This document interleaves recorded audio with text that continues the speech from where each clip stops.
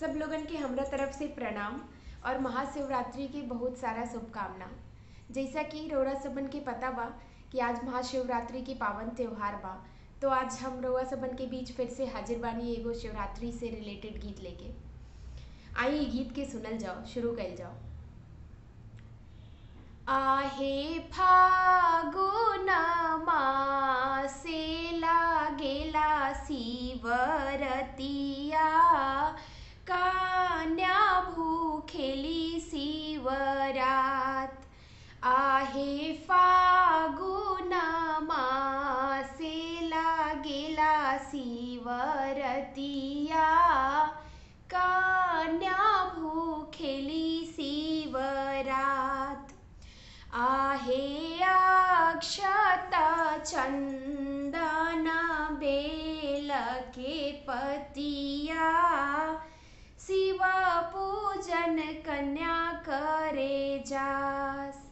आहे अक्षत चंदन बेल के पतिया, शिव पूजन कन्या करे जास। अरे पूजियो जिया गौरा धैली चौकठिया, शिव बाबा हंसिले ठाठाय। अरे पूजियो जिया गौरा धैली चौकठिया, शिव बाबा हंसिले ठाठाय। अरे मांग मांग कन्या कवन फल मांगेलू, जेहि तोहरा हृदया जुड़ास। अरे मांग मांग कन्या कवन फल मांगेलू, जेहि तोहरा हृदया जुड़ास। अरे राजा दशरथ जैसन ससुर मांगिले, रानी कौशल्या जैसन सास।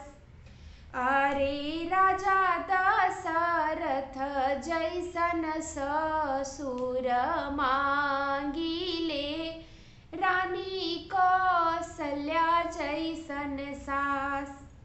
अरे बाबू लक्ष्मण जैसन देवर मांगिले, पुरुष मांगिले भगवान। अरे बाबू लक्ष्मण जैसन देवर मांगिले, पुरुष मांगिले भगवान। अरे अपना के मांगिला अवध सिंधुरावा, जनम जनम एहवात। अरे अपना के मांगिला अवध सिंधुरावा, जनम जनम एहवात। उम्मीद बा कि गीत जरूर निमन लागल होगी। गीत निमन लागल होगी तो वीडियो के जरूर लाइक करें। अगर नया बानी चैनल के सब्सक्राइब नहीं कैले तो चैनल के जरूर सब्सक्राइब करें, ताकि हमार नया नया वीडियो रउरा सबन तक पहुँचत जाओ। धन्यवाद।